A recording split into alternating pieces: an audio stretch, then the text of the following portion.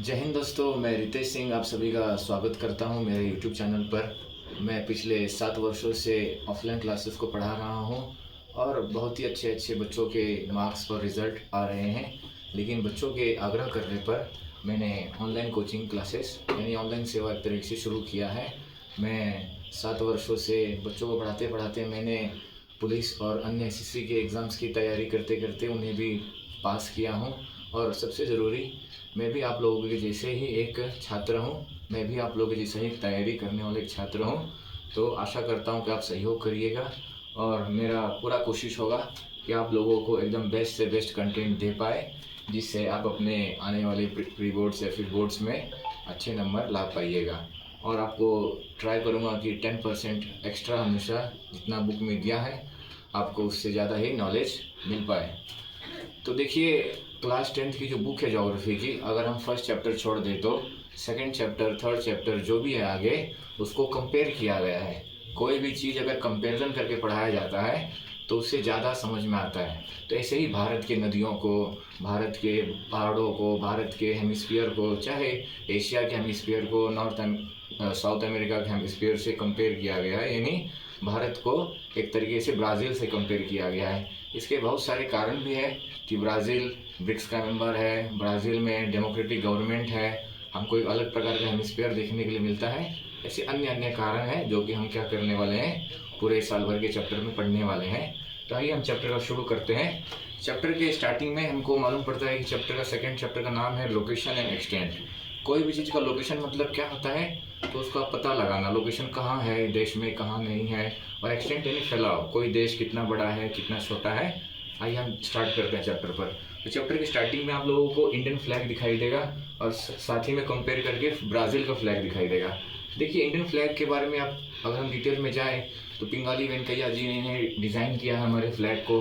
हमारे फ्लैग में आपको ऊपर केसरिया रंग यानी सैफरन कलर दिखाई देगा, बीच में वाइट कलर, और उसी के बीच में धर्म चक्र, परिवर्तन का धर्म चक्र दिखाई देगा, अशोका चक्र, और नीचे में आप लोगों को दिखाई देगा हरा कलर। तो जो ऑरेंज कलर है ये आपको दिखाता है करेज और सेक्रीफाइस दिखाता है। वाइट कलर जो है ये पीस और ट्रूथ दिखाता है, और जो हरा कलर जो है झंडे में ये आपको फर्टिलिटी एंड ग्रोथ दिखाता है। और हमारे झंडे का अगर हम रेशो निकालते हैं तो हमारे झंडे का रेशो अगर हम निकालेंगे लेंथ इज टू ब्रेथ, यानी लंबाई में हमारा झंडा कैसा है और चौड़ाई में हमारा झंडा कैसा है, तो 3:2 है, यानी 3:2 है। ये सब सरकारी नौकरी के फेमस क्वेश्चन हैं। नीचे अगर हम आते हैं तो झंडा देखते हैं अगर ब्राज़ील का, तो ब्राज़ील के झंडे में 10:7 है। तो 10:7 है ब्राज़ील का झंडा लेंथ इज टू ब्रेथ में। और अगर हम ब्राज़ील के झंडे की बात करें हम, तो ब्राज़ील के झंडे में टोटल 27 स्टार्स हैं, जिसमें से 26 स्टार रिप्रेजेंट करते हैं ब्राज़ील के 26 स्टेट, और एक स्टार रिप्रेजेंट करता है ब्राज़ील के एक फेडरल डिस्ट्रिक्ट को। ठीक है। और ब्राज़ील में जो एक झंडे के बीच में एक पीली सी स्ट्रिप गई है, उसके ऊपर लिखा गया है ऑर्डेम ई प्रोग्रेसो, यानी ऑर्डर एंड प्रोग्रेसो। जैसे ब्राज़ील के ऊपर एक तरीके से रूल था पोर्चुगीज लोगों का, तो वही कल्चर उन्होंने अपना लिया है। ब्राज़ील के झंडे के ऊपर लिखा गया है ऑर्डेम ई प्रोग्रेसो, जिसका मतलब होता है ऑर्डर एंड प्रोग्रेस। आप कोई भी चीज़ को ऑर्डर से लेके चलिएगा तो उसको आपको लगातार ज़िंदगी में प्रोग्रेस देखने के लिए मिलेगा। तो इतना आप लोगों को नॉलेज बुक में कम प्रोवाइडेड है, मैंने अपने तरफ से आप लोगों को दिया है। तो आशा करते हैं कि आप लोगों ने ठीक से समझा होगा। तो आगे चलते हैं, देखते हैं क्लूज़। यहाँ पर देखिए, क्लू में दिया गया है कि भारत दुनिया की सेकेंड पॉपुलेटेड कंट्री है। वो उस हिसाब के 2011 के पॉपुलेशन सेंसस के हिसाब से किया गया था। लेकिन आज हम कंपेयर करते हैं तो भारत दुनिया की क्या है, फर्स्ट पॉपुलेटेड कंट्री है। सेकंड में दिखाया गया है कि भारत मसालों के लिए फेमस है। सब जानते हैं, वास्को ड गामा से लेके, ब्रिटिश से लेके, डच से लेके भारत में मसालों के लिए आए थे, और भारत पहले से ही मसालों के लिए फेमस था। चाहे आप ब्लैक पेपर कहिए, कार्डमम कहिए, सिनामन कहिए, ये सब चीज़ें क्या हैं, मसालों के लिए भारत फेमस है। और कहा जाता है कि वास्को ड गामा जब पहली बार भारत में आया पोर्चुगल से, तो यहाँ से इतने मसाले लेके गया कि यूरोप में जब उसने बेचा तो उसको 60 गुना ज़्यादा प्रॉफिट हुआ। और भारत में आपको पता है केरला को हम लोग क्या कहते हैं, स्पाइस गार्डन ऑफ इंडिया कहते हैं। और भारत में केरला में ही, केरला के कोची में ही भारत का क्या है, स्पाइस बोर्ड ऑफ इंडिया है। ठीक है। और इसकी स्थापना साल 1987 में हुआ है, जो कि एक सरकारी नौकरी वगैरह का क्वेश्चन, फेवरेट क्वेश्चन है कि स्पाइस बोर्ड ऑफ इंडिया की स्थापना कब हुई है। अगर हम इस तरफ और लास्ट में देखते हैं कि क्लू में भारत के लास्ट में क्या है, क्रिकेट। सब जानते हैं क्रिकेट भारत में देखा जाता है, हर छोटे छोटे बच्चे सब अपने आप को क्रिकेटर देखना चाहते हैं। चाहे भारत में एक ही गेम रह गया है जो कि क्रिकेट। भारत ने 1983 का वर्ल्ड कप जीता, चाहे 2011 का वर्ल्ड कप जीता, चाहे अभी 2007 का वर्ल्ड कप जीता, चाहे 24 में चैंपियंस ट्रॉफी जीता, 24-25 में चैंपियंस ट्रॉफी जीता, फिर T20 वर्ल्ड कप जीता। तो ये सब IPL वगैरह आप देखते हैं, भारत में क्रिकेट बहुत ही फेमस है। अगर हम इस तरफ देखते हैं ब्राज़ील किसके लिए फेमस है, तो ब्राज़ील फेमस है सांबा डांस के लिए। एक डांस होता है जो कि अफ्रीकन कॉन्टिनेंट से ही उठ के माना जाता है कि चला गया है साउथ अमेरिकन कॉन्टिनेंट में। और ब्राज़ील को हम लोग क्या कहते हैं, coffee pot of the world कहते हैं। कॉफ़ी पॉट यानी कॉफ़ी के सबसे ज़्यादा प्रोड्यूसर्स में आ जाते हैं ब्राज़ील। साथ ही साथ में वो लोग सोयाबीन हो गया, शुगर केन हो गया, इस सब की भी सबसे ज़्यादा वो लोग क्या है, ब्राज़ील प्रोड्यूसर है। नीचे कहा गया है कि ब्राज़ील फुटबॉल बहुत ही फेमस है। हम जैसे भारत में कंपेयर करके पढ़ाया गया है कि क्रिकेट बहुत फेमस है, ऐसे ही ब्राज़ील में फुटबॉल बहुत फेमस है। आप लोग जानते होंगे कि फुटबॉल का सबसे बड़ा वर्ल्ड कप होता है फीफा वर्ल्ड कप, जो कि फुटबॉल में है। ब्राज़ील आज तक की सबसे ज़्यादा हाईएस्ट सक्सेसफुल टीम है, जिन्होंने 5 टाइम लगातार तो नहीं कह सकते हैं, टोटल 5 बार तक क्या जीता है, ये फीफा वर्ल्ड कप जीता है। उनके डेट आप लोग को मिल जाएंगे 1962 में, 58 में, 1970 में, 1994 में और साल 2002 में। इस साल ब्राज़ील ने क्या किए हैं, आप लोगों को फीफा वर्ल्ड कप जीते हैं। और नियमार हो गए, पेले हो गए, ये सब लोग खिलाड़ी हैं जो आप लोगों के ब्राज़ील के मिलते हैं। तो मैंने आप लोगों को स्टार्टिंग में पूरा दोनों कंट्री के फ्लैग्स को क्या कर दिया है, एक्सप्लेन कर दिया है। आइए हम चलते हैं आगे। तो आप लोगों को मिलेगा यहाँ से चैप्टर आप लोगों का पूरा शुरू हो रहा है कि name of the country. Bharat क्या है, भारत एक रिपब्लिक देश है, यानी भारत का जो हेड है बार बार चुना जाता है। ये कोई गुलाम नहीं है, या फिर कोई एक बार अगर राजा बन जाएगा, या फिर कोई एक बार अगर कोई PM बन गया, तो ऐसा नहीं है कि बार बार हम चूज कर सकते हैं, क्योंकि भारत की पावर किसके हाथ में है, जनता के हाथ में। इसलिए री मतलब कौन, पब्लिक कर रहे हो, तो पब्लिक ही इसको क्या करेगी, अपॉइंट करेगी। और सब जानते हैं भारत का कैपिटल क्या है, नई दिल्ली है। भारत आज़ादी से पहले भारत का कैपिटल क्या था, तो कोलकाता था। 1911 में इसको शिफ्ट कर दिया गया। 1912 में भारत का कैपिटल क्या बन गया, नई दिल्ली बन गया। और हम देखते हैं तो भारत, अब देखिए ये बहुत ज़रूरी है यहाँ पर, ये बहुत ज़रूरी है, आप लोग जरा ध्यान से देखिएगा ये सब बातों को। तो देखिए धरती जो है हमारी, धरती को इक्वेटर 2 टुकड़े में डिवाइड कर देता है, नॉर्दर्न हेमिस्फीयर में और सदर्न हेमिस्फीयर में। यहाँ से गुजरता है Tropic of Cancer. Tropic of Cancer 23.5 पे जाता है। यहाँ पर है आर्कटिक सर्कल 66.5 पे आ रहा है, और ऊपर में आप लोग यहाँ पर नॉर्थ पोल। नीचे में देखेंगे आप तो ट्रॉपिक ऑफ कैप्रिकॉन है 23.5 साउथ पे आ रहा है, और नीचे में है अंटार्कटिक सर्कल 66.5 साउथ पे आ रहा है, और नीचे में है साउथ पोल है जो कि 90 डिग्री पर है। तो आप लोगों को समझना पड़ेगा ये इक्वेटर है, ये इक्वेटर पर ही पूरा गेम है। इक्वेटर ही क्या करता है, धरती को 2 टुकड़े में डिवाइड कर देता है, और ये ऊपर का एरिया हो जाता है नॉर्दर्न हेमिस्फीयर, और नीचे का जो एरिया हो जाता है सदर्न हेमिस्फीयर, ठीक है। और यहाँ पर एक लाइन है जिसे हम प्राइम मेरिडियन कहते हैं। प्राइम मेरिडियन का काम क्या है कि एक तरीके से समझिए, ये वाले एरिया को कह देता है वेस्टर्न हेमिस्फीयर, और ये वाले एरिया को क्या कह देता है, ईस्टर्न हेमिस्फीयर। ये क्या कर देता है, देश में वर्ल्ड को वेस्ट और ईस्ट में क्या कर देते हैं, एक तरीके से डिवाइड कर देते हैं। तो जब हम लोग पढ़ेंगे कि इंडिया का हेमिस्फीयर कौन सा है, देखिए हम लोग एक बार पढ़ते हैं कि India is located in the north and eastern hemisphere of the earth. तो देखिए नॉर्थ एंड ईस्ट मतलब कहाँ, इंडिया आता है इधर, ये वाले हेमिस्फीयर में आता है। तो समझिए पूरा का पूरा इसके ऊपर है नॉर्थ, नीचे में है साउथ।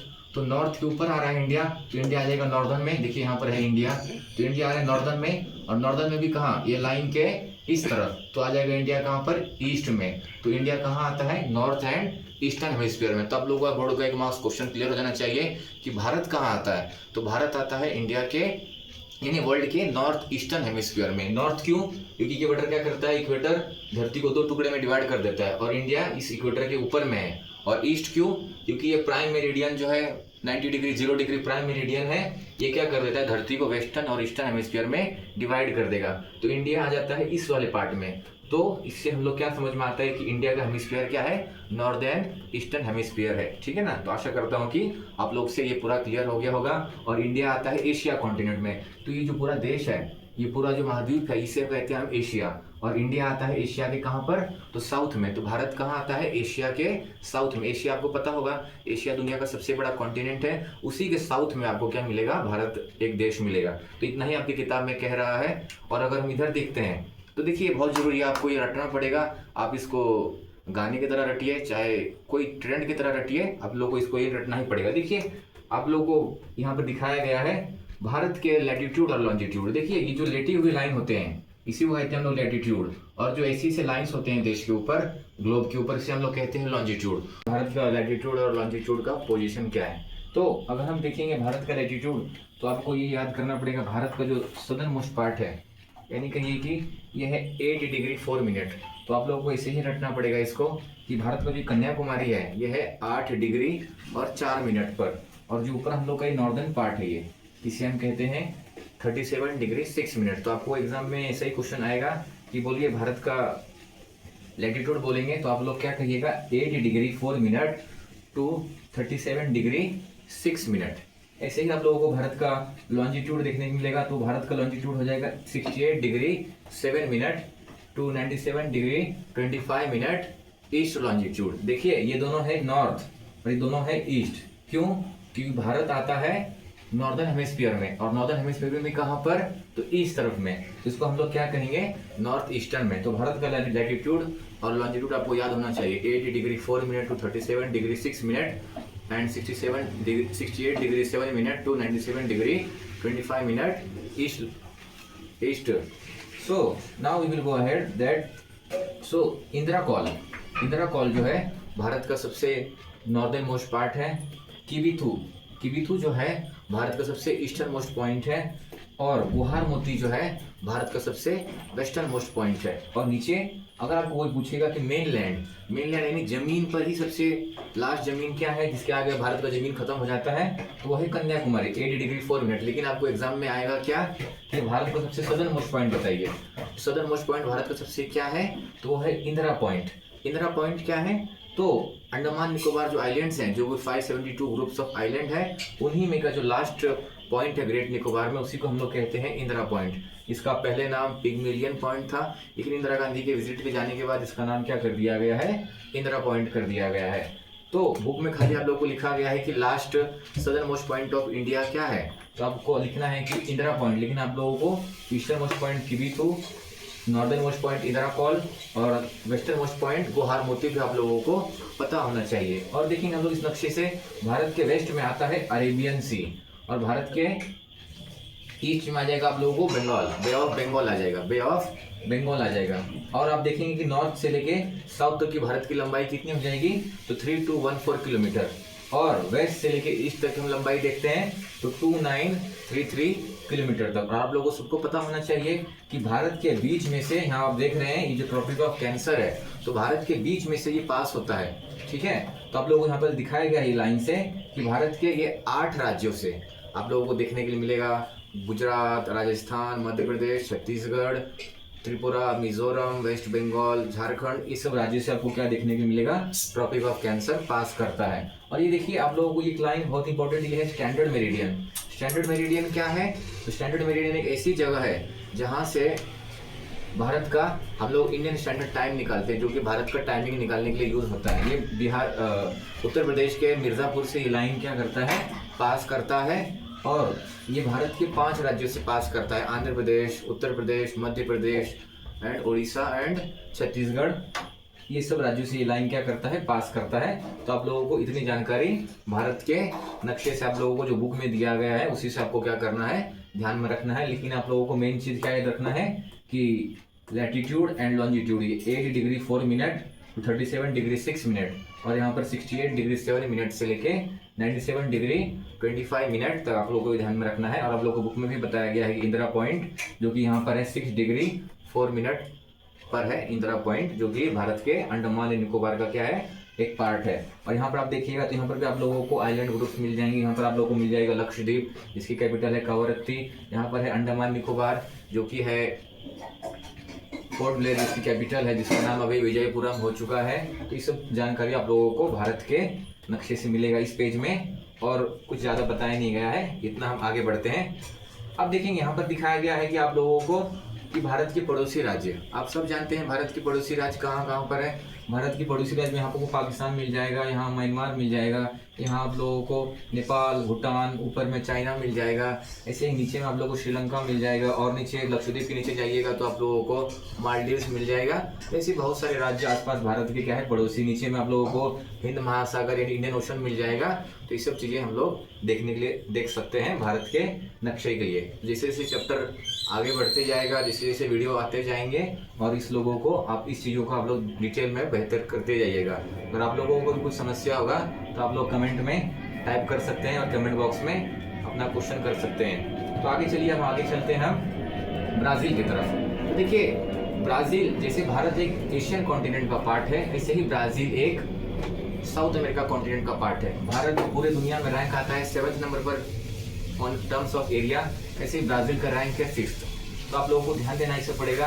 और भारत दुनिया का 2.4% जमीन ऑक्यूपाई करता है, ऐसे ब्राज़ील ऑक्यूपाई करता है 5.6% ऑफ लैंड ऑफ पूरी दुनिया का। ठीक है, आप लोग मेरे वर्ड्स पे ज़्यादा ध्यान दीजिएगा, क्योंकि बोर्ड पे जगह है। जैसे जैसे आप लोग सपोर्ट करिएगा, हम ऐसे इसे इसको ट्राई करेंगे अपडेट करने के लिए। और भारत पूरी दुनिया का सबसे पॉपुलेटेड देश है। इसी टाइम्स में ब्राज़ील जो है दुनिया का 7th नंबर का पॉपुलेटेड देश में इसका गिनती होता है। जैसे भारत की कैपिटल हो जाएगी नई दिल्ली, वैसे ही आप लोगों को याद करना पड़ेगा कि ब्राज़ील की राजधानी हो जाएगी ब्राज़ीलिया। क्या हो जाएगी आप लोगों की राजधानी? ब्राज़ीलिया हो जाएगी। और ब्राज़ील मैंने आपको कहा है, ब्राज़ील जो है ज़्यादातर सदर्न कॉन्टिनेंट यानी सदर्न हेमिस्फीयर में ही आता है। लेकिन इसका जो थोड़ा सा जो पार्ट है, अपर पार्ट ऑफ ब्राज़ील जो है, ये आप लोगों को नॉर्दर्न हेमिस्फीयर मिल जाएगा। जिसकी वजह से हम लोग को इसका जो लैटिट्यूड लिखेंगे ना, तो आप लोगों को नॉर्थ और साउथ दोनों लिखना पड़ेगा। तो देखेंगे हम लोग ब्राज़ील का जो क्या है लैटिट्यूड और लॉन्जिट्यूड क्या कहता है, 5 डिग्री 15 मिनट नॉर्थ। देखिए मैंने कहा भी था, क्यों? ये जो इक्वेटर है, इक्वेटर से क्या कर रहा है, ये वाला पार्ट थोड़ा सा ब्राज़ील का बाहर जा रहा है, तो ये आपको नॉर्थ में आ जाएगा। तो क्या कह रहा है, 5 degree 15 minute north to 33 degree 45 minute south. तो देखिए ये वाला लाइन जो है ये आ रहा है साउथ में, और 34 डिग्री 45 मिनट वेस्ट तो 73 डिग्री 48 मिनट वेस्ट। तो देखिए मैंने आपको कहा भी, ये जो लाइन है, ये जो इक्वेटर है और ये प्राइम मेरिडियन है, इसके इधर वाला जो पार्ट है, इसके इधर वाला जो पार्ट है, ये आपको आ जाएगा वेस्ट में। तो पूरा ब्राज़ील जो है ये वेस्ट में आ जाता है। तो इसलिए हम लोग इसमें क्या लिखते हैं, वेस्ट लिखते हैं। इंडिया आ रहा था इस तरफ, इसलिए हम इंडिया में क्या लिखे जा रहे थे, ईस्टर्न लिखे जा रहे थे। ठीक है, और आप लोगों को दिखना पड़ेगा कि ब्राज़ील के ये क्वेश्चन भी पूछा गया है बोर्ड्स में बहुत बार, कि ब्राज़ील के साइड में कौन सा ओशन मिलेगा आप लोगों को। ब्राज़ील के साइड में आप लोगों को मिलेगा अटलांटिक ओशन।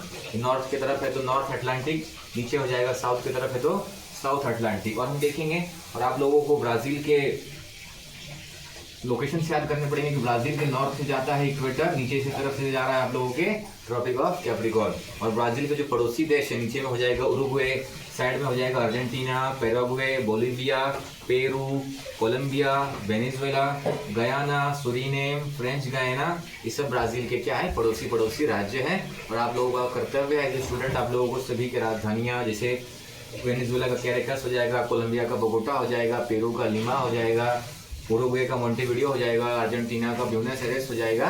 ये सब आप लोगों का काम है कि आप अपने जो सिलेबस में है उसके पड़ोसी राज्यों का क्या करिए, पड़ोसी देशों का क्या करिए, एक तरीके से कैपिटल कम से कम आप लोग याद रखिए। ठीक है, आइए हम आगे बढ़ते हैं। तो अगर हम देखते हैं, अगर हम बात करते हैं हिस्टोरिकल बैकग्राउंड ऑफ इंडिया का, तो आप जानते हैं कि 1526 में भारत में बाबर आए, मुगल वंश की स्थापना हुई। 1857 यानी 1857 तक भारत में मुगलों ने एक तरीके से निकाल दिया गया, और भारत में ब्रिटिश व्यवस्था आकर भारत में स्थापित हो गया। सन 1600 में ब्रिटिश के फैक्ट्री बनी, और भारत में 1608 में भारत में आए, और धीरे धीरे करके ब्रिटिश ने पूरे भारत पर क्या करना स्टार्ट कर दिया, एक तरीके से एकाधिकार जमा दिया, यानी पूरे भारत पर उनका क्या हो गया, रूल हो गया। और लगभग समझिए कि 1757 यानी 1757 की बैटल ऑफ प्लासी के तहत से उनको धीरे धीरे पावर मिला।